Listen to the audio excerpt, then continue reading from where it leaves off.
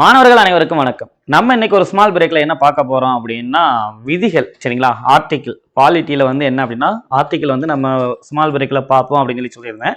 இன்னைக்கு 1ல இருந்து 11 வரைக்கும் இருக்கக்கூடிய ஆர்டிகிளை நம்ம எப்படி ஞாபகம் வச்சுக்கலாம் அப்படின்னு தான் பார்க்க போறோம். சரி, இப்ப இந்த 1ல இருந்து 11 வரைக்கும் இருக்கல என்னென்ன பார்ட் வருது, பகுதிகள் அப்படின்னு சொல்லுவாங்கல்ல. பகுதி 1 பகுதி 2 வருது. பகுதி 1ங்கிறது என்ன அப்படின்னா ஒன்றியத்தின் பெயர் மற்றும் எல்லைகள் அப்படின்னு சொல்லுவாங்க. பகுதி 1 என்னது?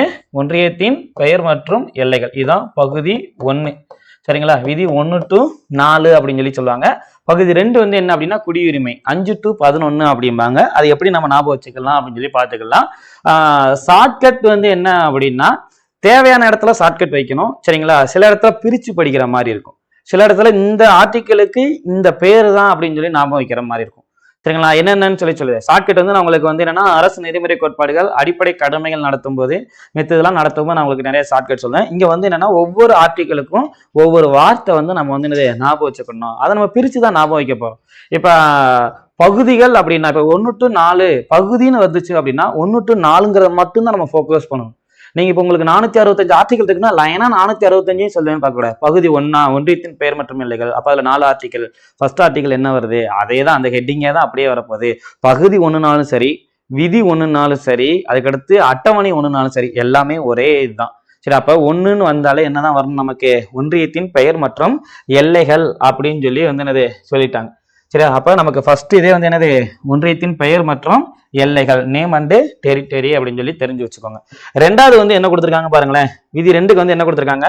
இந்திய ஒன்றியத்தில் இல்லாத புதிய மாநிலங்களை உருவாக்குதல் மற்றும் சேர்த்தல், சரிங்களா? ஆக்சுவலி என்ன சொல்லிட்டாங்க அப்படின்னா புதுசா, சரிங்களா, ஒரு நியூ ஸ்டேட்ஸ் என்னது கொண்டு வரோம். ஆனா அந்த நியூ ஸ்டேட்ஸ் எங்க இருக்காது?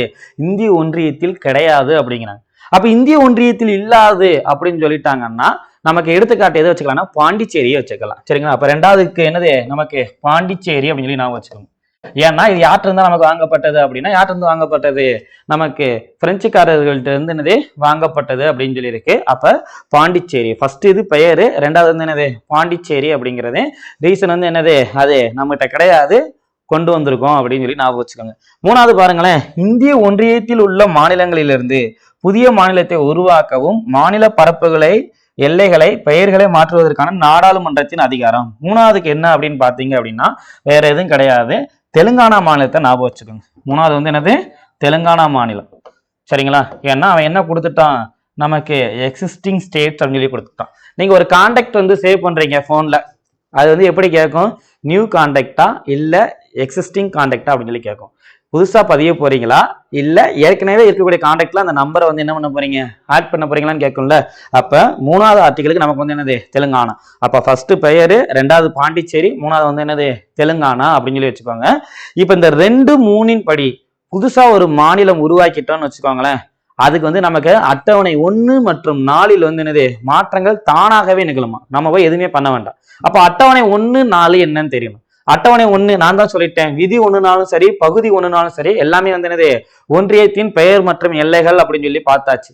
அப்ப இதுக்கு அடுத்து அப்ப அட்டவணை என்னது? 1 அதே தான், ஒன்றியத்தின் பெயர் மற்றும் எல்லைகள். இப்ப அட்டவணை 4 என்ன சொல்லுது? நமக்கு ராஜ்யசபா சீட்ஸ் இருக்குல்ல, மாநிலங்களவையில இடஒதுக்கீடு இருக்குல்ல. அப்ப மாநிலங்களவை இடஒதுக்கீடு யாருக்கு? மாநிலங்களுக்கு. அப்ப மாநிலங்களுக்கான மாநிலங்களவை இடஒதுக்கீடு அந்த 4, சரிங்களா? இது என்னது? ஆட்டோமேட்டிக்காவே என்னது? மாற்றம் ஏற்படும் அப்படிங்கிற.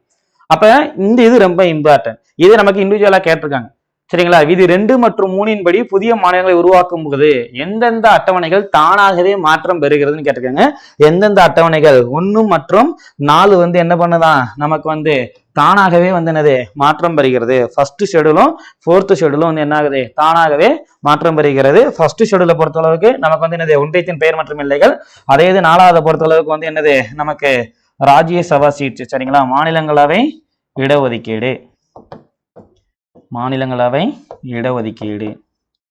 அப்ப நமக்கு இந்த பகுதி 1 அப்படின்னா வேற எதுவும் நமக்கு ஞாபகம் வைக்க தேவையில்ல. ஃபர்ஸ்ட் பெயர் நான் வைக்க போறோம், ரெண்டாவது பாண்டிச்சேரி, மூணாவது தெலுங்கானா, 4வது 1 மற்றும் 4வது அட்டவணை. இந்த 4 மட்டும் தான் ஞாபகம் வைக்கணும்.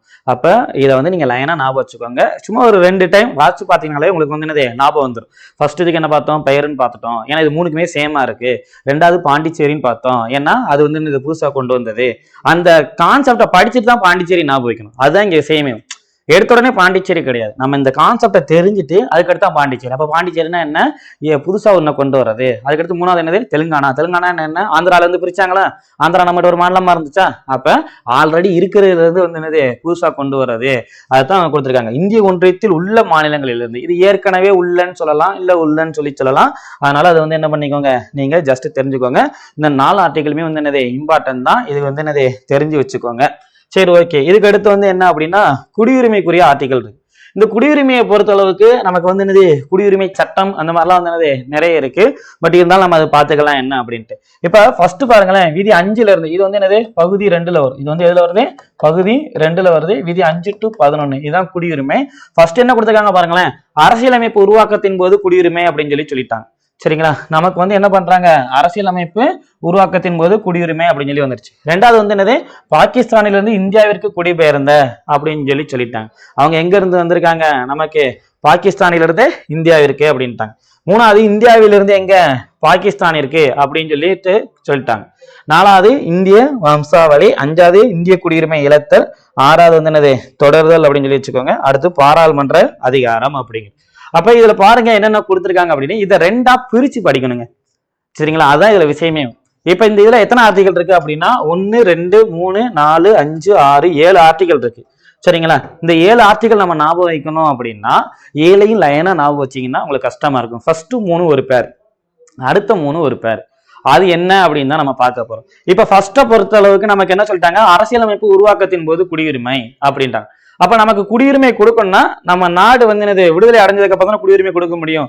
அப்ப அரசியலமைப்பு வந்து என்னது உருவாக்குறாங்க, ஃபர்ஸ்ட் நம்ம நாட்டுக்கு தேவை அப்படின்ட்டு.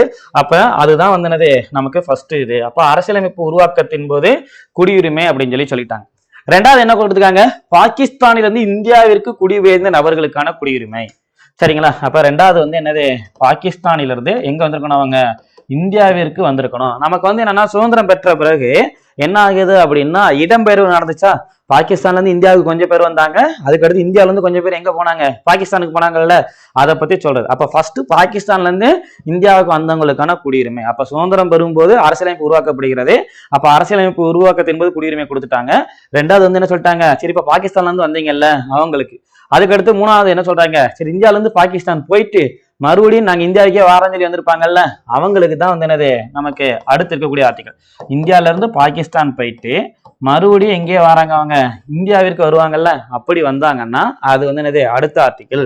அப்ப இந்த 3ஐயும் ஃபர்ஸ்ட் ஒரு பேரா ஞாபகம் வச்சுக்கிடணும். 5வது ஆர்டிகல், 6வது ஆர்டிகல், 7வது ஆர்டிகல், இது ஒரு பேர். புரியுதா இல்லையா? அப்ப 5 6 7. 5 வந்து என்னது அரசியலமைப்பு உருவாக்கத்தின் போது. 6 வந்து என்னது இடம்பெயர்ந்தாங்க, எங்க இருந்து எங்க வந்தாங்க, ஃபர்ஸ்ட் பாகிஸ்தான்ல இருந்து இந்தியாவுக்கு வந்தாங்க. 7 என்னது இந்தியால இருந்து பாகிஸ்தான் போயிட்டு மறுபடியும் இந்தியாவுக்கு வந்தவங்க அப்படிங்கிறது ஞாபகம் வைக்க போறோம். இந்த 3 ஃபர்ஸ்ட் முடிஞ்சிருச்சா? ஏன்னா இந்த 3 நீங்க பாத்துட்டீங்கனாலே நமக்கு வந்து என்ன அப்படின்னா தனித்தனியா பிரிச்சு தான் கொஞ்சம் ஞாபகம் வைக்கிற மாதிரி இருக்கும். நீங்க இப்ப ஷார்ட்கட் வந்து நீங்க இந்த ஒரு சில வார்த்தையை வச்சு ரெடி பண்றீங்கல்ல, அப்படி ரெடி பண்றீங்கன்னா பிட்டுக்கே பிட்டு ரெடி பண்ற மாதிரி ஷார்ட்கட்டுக்கு பிற ஒரு இது ரெடி பண்ணி மனப்பாடம் பண்ற மாதிரி இருக்கும். சும்மா லைட்டா ஒரு கதை மாதிரி வந்து என்ன பண்ணிக்கோங்க, ஞாபகம் வச்சுக்கோங்க, குடியுரிமையா இந்த கதை தான் அப்படிங்கிறது. அடுத்து வந்து என்ன சொல்லிட்டாங்க, இப்ப 8 9 10 இது ஒரு பேர். இப்ப 8 9 10. இப்ப 8 9 10ன்னு பார்க்கும்போது 8 வந்து என்னது வம்சாவளி, 8னா வந்து என்னது வம்சாவளி, 9னா இழத்தல், 9 வந்து என்னது இழத்தல், 10வது வந்து என்னது தொடர்தல் அப்படின்னு சொல்லி நான் வச்சுக்கோங்க. அப்ப வம்சாவளியை இழந்து தொடர்கிறேன் அப்படின்னு சொல்லி ஞாபகம் வச்சுக்கோங்க. வம்சாவளியை இழந்து தொடர்கிறேன், அவ்வளவுதான், வேற எதுவுமே கிடையாது. வம்சாவளியை இழந்து தொடர்கிறேன். அப்ப வம்சாவளிக்கு 8ன்னு வந்துருச்சு. அதுக்கடுத்து இழத்தல் அப்படிங்கிறது வந்து என்னது 9. அதுக்கடுத்து தொடர்தல் அப்படிங்கிறது என்னது 10. அப்ப நமக்கு குடியுரிமை இழத்தல் வழிமுறைகள் எத்தனை இருக்கு, 3 முறைகள் இருக்கு அப்படின்னு சொல்லி சொல்லுவாங்க. அதே இது பெறுதல் முறைகள் எத்தனை இருக்கு, 5 முறைகள் அப்படின்னு சொல்லி சொல்லுவாங்க. உங்களுக்கு டீட்டெயில் தான் கொடுத்து வச்சிருப்பாங்க. சரிங்களா, அதனால அது வந்து என்ன பண்ணிக்கோங்க, கொஞ்சம் தெரிஞ்சு வச்சுக்கோங்க. கடைசி என்னது பாராளுமன்ற சட்டம். நமக்கு குடியுரிமை சட்டம் அப்படின்னு சொல்லி சொல்றாங்கல்ல, அந்த குடியுரிமை சட்டம் எப்போது இயற்றப்பட்டது, 1955 வந்து என்னது இயற்றப்பட்டது. இந்த குடியுரிமை சட்டம் வந்து என்ன சொல்றது, குடியுரிமை பெறுவதற்கான வழிகளையும் குடியுரிமை இழத்தலுக்கான வழிகளையும் கூறுகிறது. சரியா, அப்ப அதுக்குரிய பாராளுமன்ற சட்டம் தான் என்னது 11 அப்படிங்கிறது தெரிஞ்சுக்கோங்க. அப்ப இந்த 11 ஆர்டிகல் இருக்கு. இப்ப ஃபர்ஸ்ட் ஆர்டிகல் வந்து ஃபர்ஸ்ட் பகுதி 1, அது ஒன்றியத்தின் பெயர் மற்றும் எல்லைகள் அப்படின்னு சொல்லி பார்த்தாச்சு. இந்த ஒன்றியத்தின் பெயர் மற்றும் எல்லைகள் சொல்லி பார்க்கும்போது அதுல 4 ஆர்டிகல் வருது. ஃபர்ஸ்ட் ஆர்டிகல் பெயர் மற்றும் எல்லை வந்துருச்சு. 2வது ஆர்டிகல் பாண்டிச்சேரின்னு புதுச்சேரின்னு சொன்னேன், 3வது ஆர்டிகல் தெலுங்கானான்னு சொன்னேன், 4வது ஆர்டிகல் அட்டவணை 1 மற்றும் 4 அப்படிங்கிறது. அடுத்து இங்க வந்து என்னது குடியுரிமை பார்க்கறோம். குடியுரிமை பார்க்கும்போது நமக்கு வந்து என்னது 5ல இருந்து 11 வரைக்கும் இருக்கு. இதை 2 இதா பிரிக்கிறோம். 5, 6, 7 இது ஒரு பேரு. அதே மாதிரி வந்து என்னது 8, 9, 10 ஒரு இது. இப்ப 5, 6, 7ங்கிறது வந்து என்னது நமக்கு சுதந்திரம் வாங்கும்போது நடந்த நிகழ்வுகள் அடிப்படையில குடியுரிமை சொல்றாங்க. அப்ப அரசியலமைப்பு உருவாக்கத்தின் போது குடியுரிமைன்னு சொல்றது. பாகிஸ்தான்ல இருந்து இந்தியா வந்தவங்க, அதுக்கடுத்து என்ன சொல்றாங்க, இந்தியாவில இருந்து பாகிஸ்தான் போயிட்டு மறுபடியும் இந்தியா வந்தவங்க. எப்பவுமே முதல்ல வந்தவங்களுக்கு தான் ஒரு இம்பார்ட்டன்ட் இருக்கணும். இங்க இருந்து நான் இருக்க மாட்டேன்னு போயிட்டு அதுக்கடுத்து வர்றவங்களுக்கு அடுத்த ஆர்டிகல் அப்படின்னு சொல்லி ஞாபகம் வச்சுக்கோங்க. அப்ப நமக்கு 5, 6, 7 முடிஞ்சிருச்சா. 8னா வந்து என்னது இலத்தல் அப்படிங்கிறது, 9னா வந்து என்னது 8னா வம்சாவளி. சரிங்களா, வம்சாவளியை வந்து வம்சத்தை இழந்து தொடர்கிறேன்னு சொல்லிட்டானா, அப்ப 8னா வம்சாவளி, 9னா வந்து என்னது இலத்தல், 10னா வந்து என்னது தொடர்தல், 11னா என்னது பாராளுமன்ற சட்டம். அப்ப குடியுரிமை சட்டம் எந்த ஆண்டு இயற்றப்பட்டதுன்னா எந்த ஆண்டு 1955 அப்படிங்கிறத தெரிஞ்சுக்கோங்க. நமக்கு குடியுரிமை பெறுவதற்கான வழிகள் எத்தனை, 5 முறைகள். அதாவது இலத்தலுக்கு வந்து எத்தனை முறைகள், 3 முறைகள் அப்படின்னு சொல்லி தெரிஞ்சுக்கோங்க. சரி, ஓகே. இப்ப கொஸ்டின் கேட்கிறேன். என்ன கொஸ்டின் அப்படின்னா, குடியுரிமை சட்டம் எத்தனை முறை திருத்தம் செய்யப்பட்டுள்ளது? சரிங்களா, சிட்டிசன்ஷிப் அமெண்ட்மெண்ட் ஆக்ட் இருக்குல்ல, அது வந்து எத்தனை முறை அப்படின்னு சொல்லி வந்து என்னது கொஞ்சம் சொல்லுங்க. நெக்ஸ்ட் வந்து என்ன அப்படின்னா, யூனிட் 1 பொறுத்தளவுக்கு நமக்கு வந்து என்னது கொஸ்டின் கேட்கணும் அப்படின்னு பாத்தீங்கன்னா, பகுதி 1 பொறுத்தளவுக்கு கேட்கணும்னா இந்த கமிட்டிகளுடைய வருஷம், எஸ்கே தார் கமிட்டி இருக்குல்ல, எஸ்கே தார் கமிட்டி அப்படிங்கிறது எந்த ஆண்டு அப்படிங்கிறது இருக்கணும். அதுக்கடுத்து பசல் அலி கமிஷன் இருக்குல்ல, பசல் அலி கமிஷன் அப்படிங்கிறது எந்த ஆண்டு அப்படிங்கிறது இருக்கணும். நெக்ஸ்ட் வந்து என்ன அப்படின்னா ஜேவிபி கமிட்டி இது எந்த ஆண்டு அப்படிங்கிறதெல்லாம் வந்து என்னது சொல்லுங்க. அப்ப இதுல வந்து என்னது ஒரு 4 கொஸ்டின் வந்து என்னது சொல்லியிருக்கு. இப்ப நான் போன கிளாஸ் பார்க்கும்போது வந்து 4 கொஸ்டின் இதெல்லாம் சொல்லியிருக்கேன். இப்ப போன கிளாஸ் பார்க்கும்போது ஒரு 3 கொஸ்டின் கொடுத்திருந்தேன். என்ன கொடுத்திருந்தேன் அப்படின்னா, சுதந்திர இந்தியாவின் முதல் பொது தேர்தல் எப்போது நடைபெற்றதுன்னு 1951 ஒரு ஐஃபன் போட்டு 52 இதுதான் சுதந்திர இந்தியாவின் முதல் பொது தேர்தல் நடைபெற்றது. அதுக்கடுத்து இந்தியாவின் முதல் பொது தேர்தல் எப்போது நடைபெற்றதுன்னு பார்த்தோம், 1920. சரிங்களா, அப்ப இந்தியாவின் முதல் பொது தேர்தல் அப்படின்னா 1920. அதுக்கடுத்து சுதந்திர இந்தியாவின் முதல் பொது தேர்தல்ல எத்தனை கட்சிகள் போட்டியிட்டது அப்படின்னு சொல்லி கேட்டிருந்தேன். அது எத்தனை கட்சிகள், 54 கட்சிகள். இது 11th புக்ல பாக்ஸ் கண்டென்ட் தான் இந்த கண்டென்ட், 54 கட்சிகள். இது ப்ரீவியஸ் இயர் கொஸ்டின் பேப்பர் வேற. சரிங்களா, அப்ப போன கிளாஸ்ல சொன்ன அந்த 3 கொஸ்டினுக்கு ஆன்சரு இந்த கிளாஸ்ல ஒரு 4 கொஸ்டின் கொடுத்துருக்கேன். பர்டிகுலரா குடியுரிமை திருத்த சட்டம் எத்தனை முறை திருத்தப்பட்டுள்ளது அப்படிங்கறத தெரிஞ்சு வச்சுக்கோங்க, அது ரொம்ப இம்பார்ட்டன்ட். சரியா, ஓகே. அதுக்கு அடுத்து இன்னொரு கொஸ்டின் சேர்த்துக்கோங்க. குடியுரிமை திருத்த சட்டம் 2019 எப்போது நடைமுறைப்படுத்தப்பட்டது? குடியுரிமை திருத்த சட்டம் 2019 எப்போது நடைமுறைப்படுத்தப்பட்டது? சரிங்களா, எப்போது நடைமுறைப்படுத்தப்பட்டது? அப்ப இதுல இந்த கிளாஸ்ல ஒரு 5 கொஸ்டின் கொடுத்துருக்கேன். இந்த 5 கொஸ்டினுக்கே வந்து என்னது ஆன்சர் வந்து என்னது தெரிஞ்சு வச்சுக்கோங்க. Okay, thank you.